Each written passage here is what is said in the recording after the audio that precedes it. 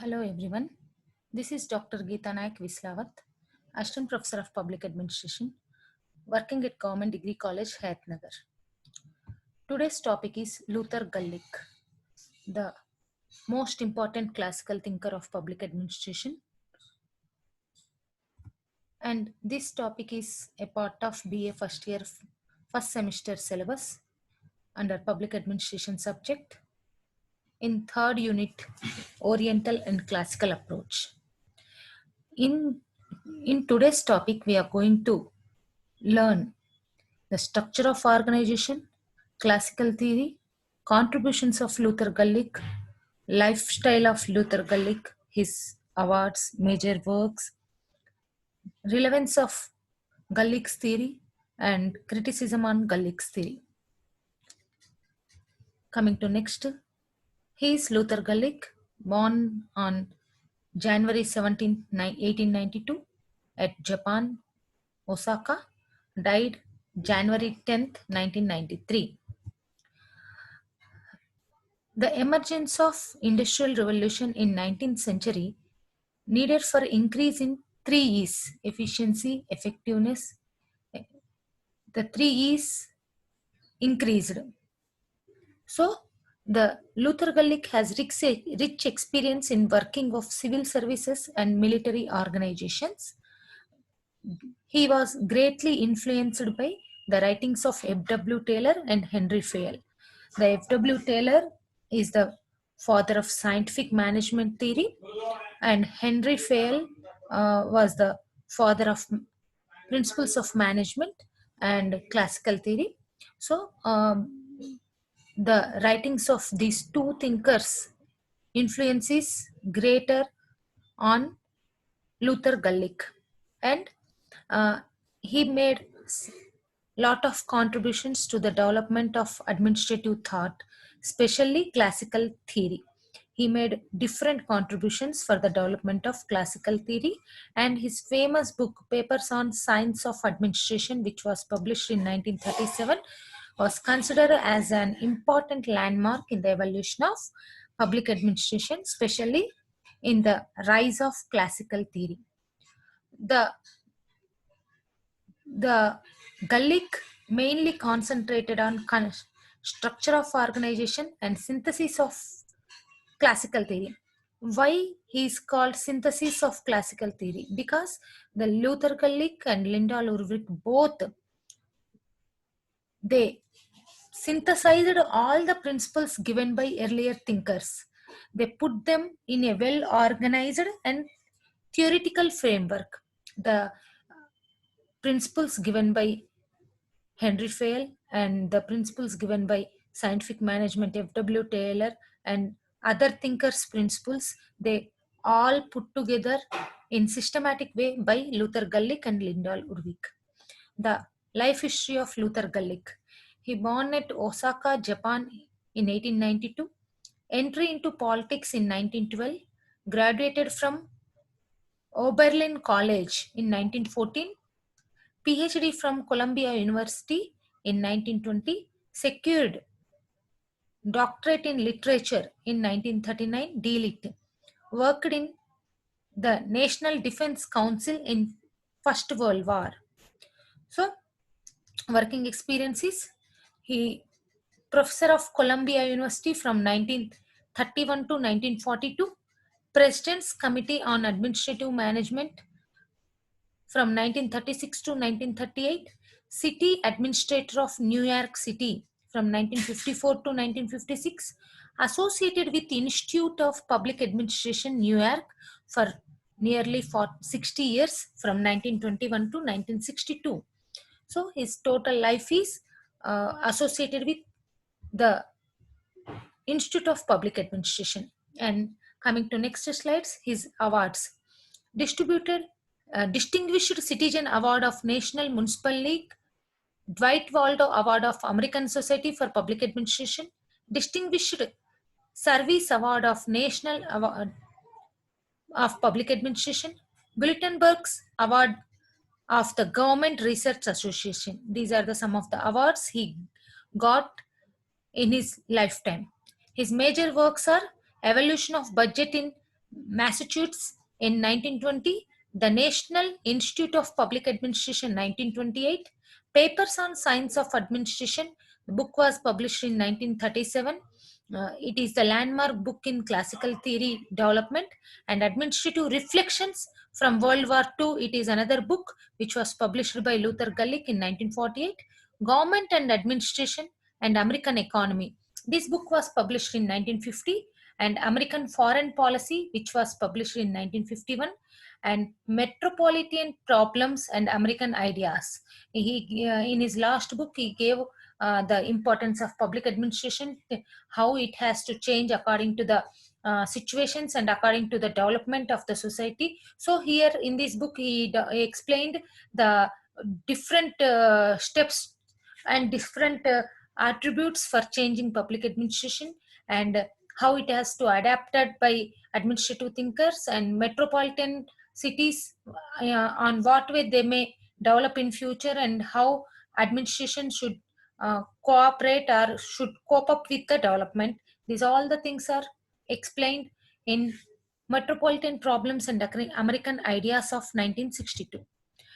His famous book, I already told you, Papers on Science of Administration. The classical theory reached its zenith in the 1937 after Papers on Science of Administration published. The idea of Henry Fayol are elaborated because Henry Fayol gave 14 principles of management. Those 14 principles are reduced to 10 principles by Luther Gulick. So uh, he developed, or he framed the ideas of, elaborated the Henry Fayol's ideas. Gulick worked for the discovery of neutral principles. He worked for discovery of neutral principles and not specialized principles. These principles are basic pillars of formal organizations. These principles are very much basic, and they're most of them are important for the organizational structure and organizational development.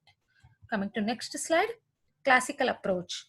The classical theory or classical approach is based on the three major premises: importance of structure, universality of experiences, scientific validity of observation. The structure, an emphasis or focus on structural aspects, more on people and less on human. The structure is given importance to organization, focused on structure. These classical thinkers focused on structure of the organization but not on the human. Structural aspects like hierarchy, chain of command, division of work, departmentalization, etc. are developed by Luther Gulick. Behavioral aspects like human motivation, informal organization, so on are neglected. The importance of such structure is necessary for developing efficiency, effectiveness in organization. It decreases the conflicts between society or conflicts between management and workers. For example, 1857 revolt is the failure due to the lack of structure and organizational planning. So these classical theories mainly concentrated on structure of organization and universality of experiences. Here, the classical theory mainly concentrated on acceptance of their principles by universally, and they want to develop basic principles and neutral principles. By basic and neutrality in those principles, they can be acceptable worldwide, and these are the, they thought that these principles are the basic pillars of any organization. Still today, those most of those principles are used in 21st century also. Scientific validity of observation. The classical thinkers always thought for the scientific validity for their principles, and they developed according to keeping scientific validity in their mind. So these principles have somewhat scientific validity in some conditions. Contributions of Gulick. The major contributions of Gulick to administrative and management theory are principles of administration, the 10 principles of administration, which was developed by Luther Gulick, and departmentalization are 4 P's. 4 P's he gave to the departmental importance, and executive functions are post-corp functions. Next, coming to principles of administration. Principles of administration, mainly this is on structural aspect of administration. The principles of organization that they have given reflections. The first one is division of work or specialization. Here Gulick explains that no human can do all the work. It must be divided among the people, groups and departments. So according to Gulick, uh, work should be divided, then only there will be specialization, and at the same time a single person can't complete each and every work in the organization. So according to the eligibilities, according to the uh, qualifications, employees are divided and employees are given correct place in organization for doing their job. For example, business of government is divided among the various ministries, departments, departmental works, etc. Wings, divisions, like this, the government is divided. Specialization will develop due to division of work, because each person is occupied one seat with his capability, caliber, and his educational qualification, so on. So he will, by doing continuously, by doing same work, he will get specialized, and he will think for, and he is uh, due to specialization is the people who get a piece of work, they will be specialized in that area for they will produce maximum efficiency. So this will lead to specialization. Then basis of departmental organization, how to divide the work into departments is explained by basis of departmental of organization. It was further divided into 4 P's: purpose, process, people and place. This is the other contribution of Luther Gulick, and he divided department into 4 P's according to the conditions. Purpose, the purpose of dividing the department. Process, in what way they are, in what process they are dividing the department. And people, what conditions or what eligibilities require for the people to employ in the department. And place, where the work should be done, in which place, the geographical nature or geographical conditions which lead to place. So this he explained in departmentalization of organization. Then comes to coordination through hierarchy. A superior coordinating his subordinates by giving orders, conducting meetings. So in general, we know that the superior in a hierarchy, according to their caliber and according to their knowledge and due to their educational qualification and so on, the people are arranged in ranking system, and the superiors always uh, coordinate their subordinates by giving orders or by conducting meetings. So next one is coordinating through committees. The coordinating through committees is all the relevant groups, bodies, individuals coordinated by consulting a committee. So in any organization, there are groups and bodies and individuals according to the nature of work or according to the situations. So the people present in that committee are the employees present in committee or group will work by coordinating each other. For example, the Fiscal Stability and Development Council or SEBI, RBI, these are all the different regulatory organs which are coordinate each other in controlling the economy of the country. So next one is deliberate coordination by ideas. Here also the coordination is done by wantedly done by ideas, and different ideas which are given by superiors and subordinates, they will collected thoroughly and observed thoroughly and examined, then they will take the decisions, and according to the decisions, the coordination and the work is done properly. And next comes to centralization and decentralization. Distribution of authority and responsibility between different levels is in a hierarchy. So distribution of authority, the authority, if the authority and power is situated at higher level, it is called centralization. If the authority is divided among the different stages of organization, it is called decentralization. For example, earlier at the time of independence in India, the authority is totally concentrated at central level, that is at union level. Later on, due to 73rd and 74th amendments, the uh, authority is distributed through states and through states to local level by village administration. So this is called decentralization.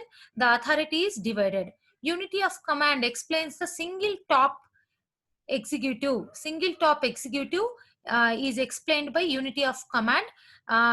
The Gullick rejected the Taylor's functional foremanship. Here Taylor proposed that 8 different bosses for each worker. So, but Taylor opposed, or Taylor rejected the Gullick's functional foremanship, and he voted for unity of command, because due to this unity of command is in favor of single top executive. There should be one boss for each employee. If multiple bosses are there, then the diffusion of responsibility can cause irresponsibility, means the workers easily leave the work. They will be irresponsible towards their work, and difficult to fix the accountability among the employees, and mistakes can be easily covered, and slow, cumbersome and wasteful works will be continuously, the working nature will be slow, and the overlapping will be there due to different bosses. So these are all the confusion in subordinating. These are all the some of the drawbacks of Taylor's functional foremanship. So Luther Gullick voted for unity of command. Next, coming to delegation. Delegation means it is the assignment of any responsibility or authority to another person to carry out specific activities. So some power and some responsibility is delegated to subordinates or some other person for carrying out specific activities. Subordinates cannot discharge any functions and responsibility allocated to them without necessary authority. So without necessary authority, authority, responsibility is waste, and the responsibility will not be succeeded. So before giving any responsibility, the superior has to transfer some authority to him. So in this way, authority and responsibility both are correlated, and for successful completion of responsibility, there should be authority. So authority should be transformed or delegated to lower level people. For example, in pandemic situation, in recent lockdown time, police people at the time of 144 section, they are forced to the lower level police personnel also given authority to take decisions at every level of their decision making. So this is delegation of power. And line and staff principle. Line means the directly involved in the execution of the activities. The persons who are directly involved in the execution of activities are called line. Staff provides assistance to the line in getting things done. So line is the decision making authority, and staff is the supporting persons or supporting employees for executing the works. So line and staff should be coordinated, and there will be a harmony between them. Then only the development in organization, the functions in organizations work smoothly. So the Line and staff principle is developed by unity of command. The leader and heads need assistance, which the staff provides. So in this way, line and staff are very important. And span of control. The span of control is a limit on the number of subordinates that an administrator can effectively supervise. So here span of control explains each boss can supervise how many workers. It will explains the limit of administration. So one person can't administer or one person can't supervise 50 people. So how many people one person can supervise? It is explained by span of control. So span of control, uh, a limit, there will be a limit, and administration won't be able to function effectively if that limit crosses. So factors of that determine span of control is knowledge, intellectuality, personality of the administrator. If the administrator is more knowledgeable, intellectual, and he has good personality, then he has good nature, then he can supervise more than 5 6 people. And nature of work, he has to know the nature of work. If the nature of work is routine, the span of control will be high. If the nature of work is different or diversified, the span of control will be low. The time factor, whether the environment is stable or dynamic. If the environment is stable, uh, like daily activities, then the span of control is more. If the environment is dynamic, like pandemic situations or any other situations, emergency situations, then span of control will be less. So in this way, span of control is also explains the subordination or supervision of the employer on employees. So these are all the 10 principles of administration which were propounded by Luther Gulick. Then departmentalization of 4Ps. Departmentalization or 4Ps. 4Ps explains the division of departments. It is a principle of organization that tells how to divide the organization into individual departments for maximum efficiency. For getting maximum efficiency, Luther given importance to division of work. In division of work, he given importance to departmentalization. The departmentalization is done by individual department for getting maximum efficiency or maximum output. The forms the principal division of work. It forms the principal division of work, how the work has to be divided in the nature of question that arises. So here departments are divided into 4Ps. Purpose, it is the functions. Process is the skill. Persons are the client, and place is the geographical area. The purpose, which divides on the basis of major purposes. Divides on the basis of major purposes. Ministry of Agriculture, example, or Ministry of Home, like that. These ministries are divided on purpose, functions of that organization or that ministry. Agriculture ministry, the pros of purpose, the pros for purpose division is self-containment, low coordination cost, and great control, minimum interference. So the for example, if you take Ministry of Agriculture, the self-containment is there, and low coordination cost, so wastage is very less, and the greater control, the people will be the agriculture persons only, so the control will be great.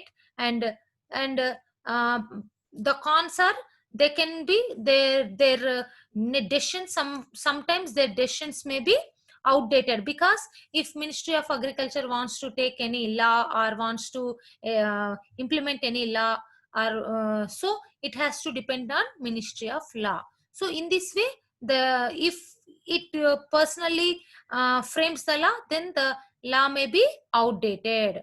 So next, coming to process explains the skills, knowledge of the organization.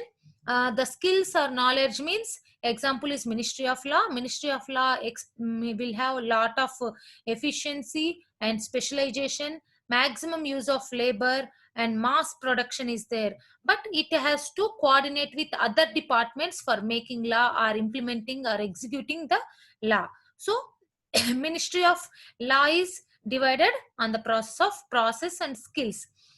People means clients. Here clients are, for example, the Ministry of Home, the Ministry of Women and Child Development, the Ministry of Social Justice, or the Ministry of Tribal Welfare. These are the uh, some of the ministries which are working for the persons.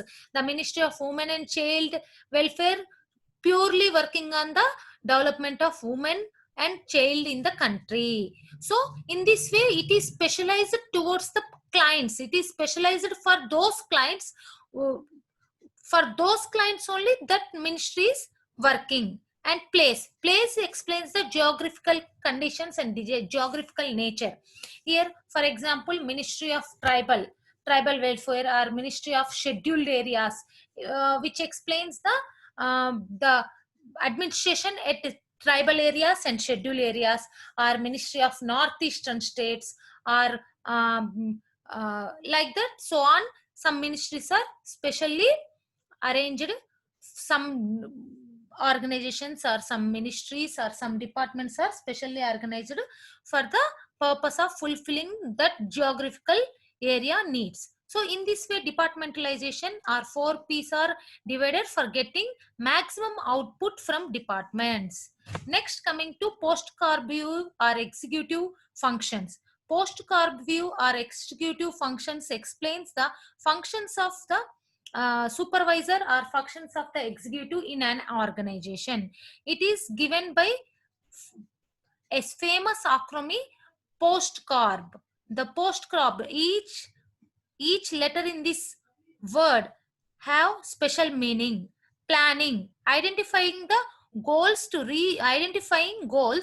reach goal, prioritization of activities, scheduling and sequencing involves estimating of resources available and discovering the ways means to achieve efficiency and effectiveness in an organization. Organization explains designing the structure of the organization, like hierarchy, control, departmentalization, etc. Staffing explains deals with all the aspects of personal administration, like career planning, salaries, remunerations, promotions, retirement, so on. So next is directing. Directing explains issuing directions or orders to subordinates. So supervisors or executives give orders to subordinates or conduct meetings for smooth working. So next one is coordination. To reduce the conflicts and duplication of work in organization, the coordination must be encouraged. So teamwork will encourage the coordination among the organization. Reporting explains upward flow of information. So the information should be start from lower level to upper level. So in this way, the reporting is done. The aware of progress of activities and development in organization will be identified by the reporting. Budgeting explains entire expenditure, financial administration, like accounting, budgeting, expenditure, so on, regarding an organization. So these are all the some of the executive functions of executive functions in a organization, or for post-carb view, which is explained by or which is given by Luther Gulick. Next comes to criticism. Robert Dahl, Dwight Waldo, Herbert Simon criticized, etc. are criticized. The Luther Gulick's theory is criticized as unscientific and unscientific in nature, mechanistic in nature, and Herbert Simon explained that these principles are like props. According to the conditions, they are changing. Like that, he criticized the principles are mutually contradictory in nature. Example: specialization and unity of command, dual control of specialists and generalists, and minimizing hierarchical level and span of control. These some of the principles of contradictory to each other, and they are acting according to the situations, and universal validity is lacking, more like postulates at the best actions and recommendations, not scientific principles. The human elimination of human nature is clearly seen, and these are oversimplification of administration and motivated to economy, means the here Luther Gullick explained that the people are motivated by their salaries and by their remuneration, not by the relations between human beings. So the motivation is by money or salaries. Next, the departmentalization is vagueness and ambiguities involved in applying these principles in real world setting in specialized principles. So the principle of unity of command contradicts with the principle of specialization or division of work. A unity of command explains about the one head, and specialization, the repetition of work. On departmentalization, the departmentalization is incapability with each other, and the departments are overlap between them, and they are having vague nature and perspective rather than descriptive. The four piece concept is perspective rather than descriptive. So here, strengthening public administration, in what way we can strengthen the public administration? And at the same time, in critics you can observe that the uh, the public administration um, actually human element is neglected by Luther Gullick in his theory. But due to this negligency, it is led to development of other research, development of other researches like human relations theory, behavioral theory, and motivational theories, and rational bonding theory. These are all developed due to the limitations of human nature in classical theory. So next, coming to the strengthening public administration. The Luther Gullick in 1955 wrote very perspective article, The Public Administration Review, in 1955, based on, as it was on an address delivered at the American Society for Public Administration. Here, Luther Gullick explained the changes which are happening in government administration and the changes which are happening internationally. These are all the things he observed, and he explained in what way we can strengthen future public administration. So here, according to his views, public administration as a field of action, as a field of action, not as a field of subject. So here you already know what is field of action and what is field of subject. The development of subject, public administration as a subject, is field of subject. Field of action is application of public administration in organization or in government. It is called field of action, needed to be developed in three areas. One is internationally, the administration importance is growing on, so public administration should be developed internationally. And economic characters and economic importance worldwide is increasing. Uh, the economic conditions are changing, variable from one country to other country. So it should be concentrate on economic changes and economic development of the world. And metropolitan development, so most of the countries are developing, urbanization is very rapid, so metropolitan cities are developing a lot. To find the solutions for metropolitan development and to find the solutions for urbanization problems, the public administration should act actively. For these reasons, the public administration, in a field of action, it should be needed to develop in international level, economical development, and metropolitan. As a field of analysis, needs to be more closely related to the study of business and administration. Nowadays, the business administration and government administration or private administration, these are all overlapping with each other. So the public administration should concentrate on business administration for getting good results and for getting rapid growth in government. So the rapid growth in government can lead to the development of weaker sections or weaker sections of the society. So it should be closely related to the study of business. Public administration needs to bring the problem of personnel into its attention. So there are a lot of personal administrative problems arising day by day due to different issues or due to different technological aspects arised in the world. So day by day the works are going, the jobs are decreasing and automation is increasing, artificial intelligence is developing. So the personal problems are developing day by day, the promotion problems and appointments, remuneration, salaries, pay scales, these all the problems should be uh, taken care by public administration. And public administration must accept and move forward with the new opportunities of automation. So in the new opportunities of automation will lead to the development, rapid growth in the society.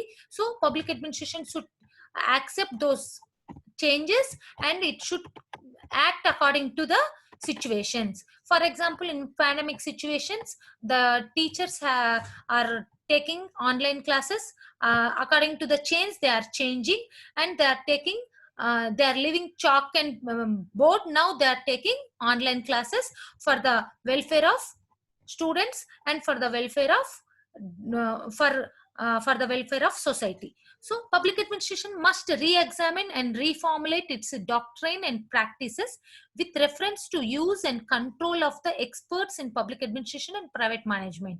So public administration must re-examine, public administration must go through the doctrines or formulations which it has already, and according to the changes, according to the conditions, situations, emergencies, it has to change, and it has to be expert in public and private management, because nowadays the private administration or private management is rising day by day. So for example, in Atmanirbhar Bharat also recently we are opened gates for open economy. In these situations, public administration has to take more responsibility for fulfilling the lower section people's development and for fulfilling the needs of the lower sections people, weaker sections people. So in this way, public administration should change according to the 21st century changes. What is the relevance of Luther Gulick's classical theory? Is Luther Gulick's classical theory still prevailed in 21st century? Is this still useful, as important as 1937's classical theory? Yes, mostly it is important, because it is the principles which are given by Luther Gulick are totally synthesized form, because all the ideas of classical school thoughts are kept in a framework, theoretical framework. So they are still useful by all the organizations, most of the organizations still using these principles. Every organization is dividing the work, and unity of command is there, span of control is there, line and staff are there, and all decentralization, centralization, delegation of work, each and every command, each and every principle of Luther Gulick are still prevailed, are still implemented by government, private institutions, organizations, and so on. So still they have relevance. Perspective, the perspective in nature, these principles are perspective in nature. They attempt to give solutions to the problems. So they give solutions to the problems and emphasize on structure. The principles, from the first I am telling that the classical theory or Luther Gulick's principles are given importance to structure, not on human element. So these principles given important for the proper structure of one organization, and common features, the contradictory thinkers alike. So structure accept are still extremely relevant in an organization, which is to maximize the efficiency and effectiveness in an organization. So These all the principles are still used by every organization and encouraged further research. This Luther Gulick's concepts encouraged further research, because the already I in criticism we explained that it is mechanistic in nature, and the Luther Gulick's concepts are mechanistic, unscientific, and human element is neglected, like so on. We explained under criticism. So due to the limitations of classical theory, it lead further research, and it sparrowed further research, and lead to different results or different other enrichment of disciplines. For example, due to this, the human relations theory developed, motivational theories are developed, and behavioral theories are developed. The human factor, neglections of human factor lead to human relations theory and behavioral theory, and negligence of assumptions of motivation lead to motivational theories, and negligence of rationality of human lead to the bounded rational theory by Herbert Simon. So in this way, the limitations of classical theory are limitations of Luther Gulick contributions, uh, sparrowed further research and led to different development of different theories for the purpose of for the development of society. So if you have any doubts, please contact 9849373729. Thank you.